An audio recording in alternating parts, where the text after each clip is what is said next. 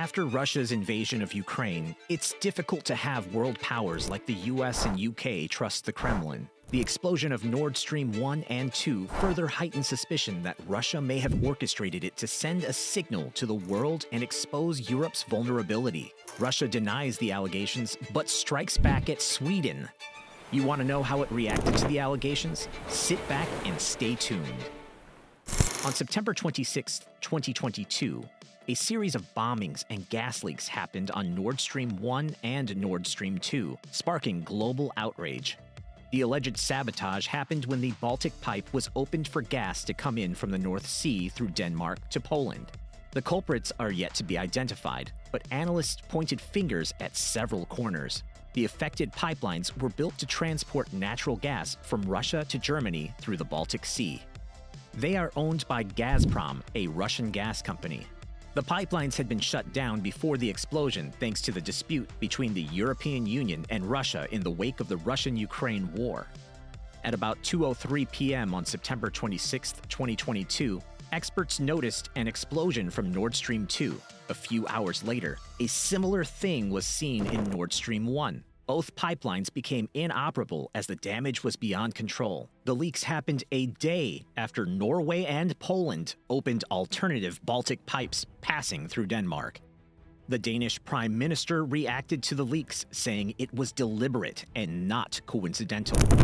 Och utifrån dem kommer fram till att detta troligen rör sig om en medveten handling. All fingers were indirectly pointing at Russia, but Vladimir Putin quickly dispelled the rumors by calling the explosion an unprecedented act of international terrorism. A day after the explosion, European gas prices skyrocketed, although Nord 1 had not been in service since August, and Nord 2 had not resumed operation. The leaks continued for a few days before they stopped. The president of the European Commission, Ursula von der Leyen, sent a strongly worded message on Twitter warning that deliberate disruption of energy infrastructure in the region is unacceptable and will lead to the strongest possible response. The leak forced Norway to boost security around their oil and gas infrastructure. They conscripted security to man their facilities in the area. The country keeps regular contact with the private companies running the oil and gas rigs in case of an emergency. Before the pipeline attacks, Norway used speedboats for fishery inspections and search and rescue missions. After the disaster, they converted the boats and used them for investigation while increasing the number of drones in the region. Aside from the economic loss the leak caused, it also affected the environment. Large volumes of methane escaped into the atmosphere. A Danish official expressed fear that the gas leaks could emit a CO2 equivalent of 14.6 million tons, similar to 1/3 of Denmark's total annual greenhouse gas emissions. Months after the Nord Stream blast, the Swedish and Russian governments have remained steadfast in the blame game. Swedish investigators found traces of explosives at the site of damaged pipelines, confirming that it was sabotage. The Swedish Prosecution Authority, in a statement, said, "The investigation is highly complex and comprehensive. The ongoing probe will determine whether any suspects can be identified." Danish investigators reported something similar. This incident is believed to be the most disastrous to have occurred outside the conflict zone in Ukraine, which has been under Russian military attack since February. Sweden, Denmark, and Germany are situated on the rim of the Baltic Sea, meaning they were affected by the explosion. All three countries set up independent investigations to reveal the true situation of things. To this day, everyone wants to know how it was attacked, the type of explosives used, and how best to monitor undersea pipelines to forestall a recurrence of this dastardly act. Conspiracy theorists have arisen since the incident, and you can tell why. Countries like Sweden have deliberately kept some investigation details away from the public, leading many to suspect something fishy. Terence Long, the founder of International Dialogue and Underwater Munitions, said most of the divers or navies in the area are capable of attacking subsea pipelines. He suspects that they may have carried out the mission quietly at night. He insisted that the perpetrators may have relied on military-grade explosives like DM-12, TNT, or RDX. We cannot rule out the possibility of this being true, but with no concrete evidence to hold on to, we'll leave it at that. Although the pipelines were not in use during the blast, they had some residual gas left. Aerial footage released by the Swedish government showed gas bubbling on the sea's surface. Why is everyone blaming Russia? John Brennan, a former CIA director, said he believed Russia was behind sabotaging the pipelines. He aired this view during an interview on CNN. Russia does have an undersea capability that would easily lay explosive devices.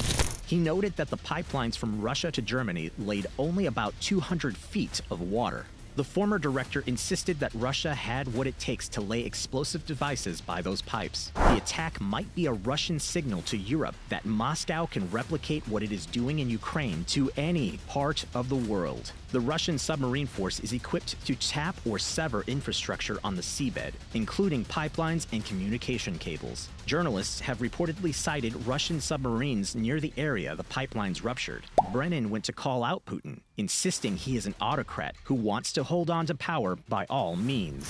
Despite Sweden's claims that Russia had something to do with the attacks, it has remained mute on the results of its findings. The country's Prime Minister, Magdalena Andersson, said that Sweden would not share the findings from its investigation with the public or Russian authorities. Speaking to reporters, she said the details of the investigation were confidential. She added that Russian authorities could come with their vessels to the crime scene if they wanted to investigate. There was initially a ban on vessels sailing in the explosion area, but with countries showing interest in the investigation, the cordon was lifted. Russia sent a letter to the Swedish government asking to be allowed to join the investigation organized by Sweden. Russia's Deputy Foreign Minister, Sergei Vershinin, said there should really be an investigation, naturally with the participation of Russia. Meanwhile, the Swedish Foreign Ministry confirmed receiving the letter but rejected Moscow's request.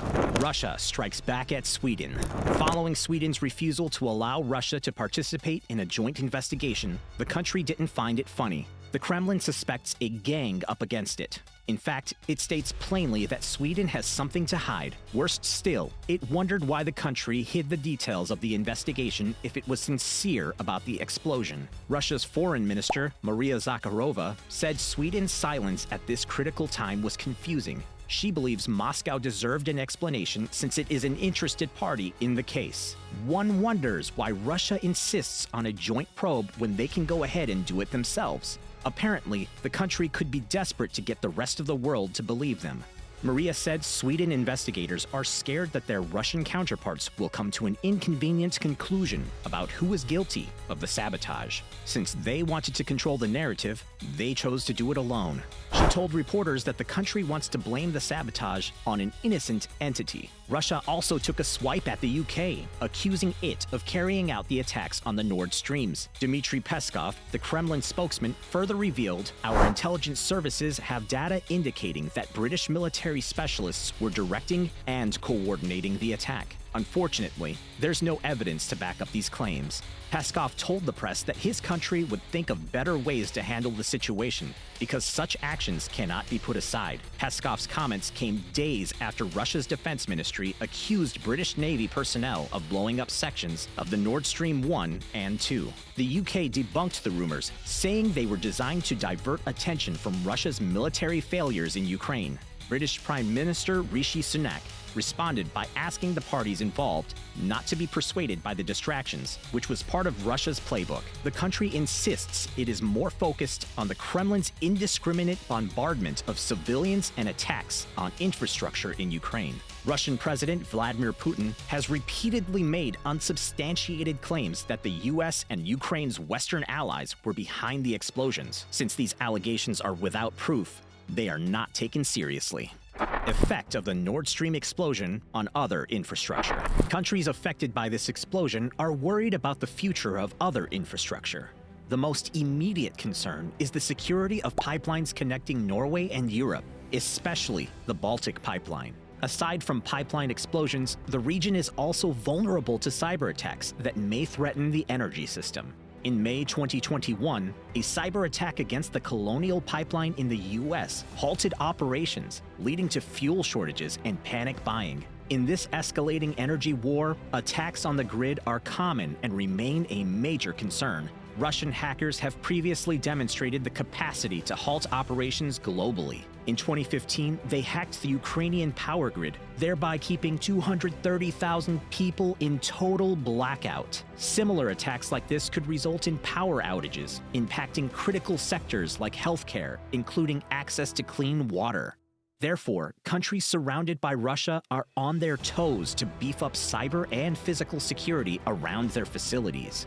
Nord Streams 1 and 2 have been shut down indefinitely due to the leaks. However, countries like Germany depend on these pipelines for energy. About 10% of Germany's energy comes from gas. Although the country has enough reserves to last for months, it'll certainly run out of supplies and need help. This leak will certainly affect the European Union's energy strategies in the coming months, but we're watching to see how things play out. While everyone is out on the lookout to forestall a recurrence of this disaster, no culprits have been outrightly named. It has just been one country blaming the other for the disaster. Do you think Russia would bomb a pipeline it benefits from? As for Sweden, what is it hiding? Please let us know in the comments section below. Please like and subscribe to this channel if you haven't. See you in another episode.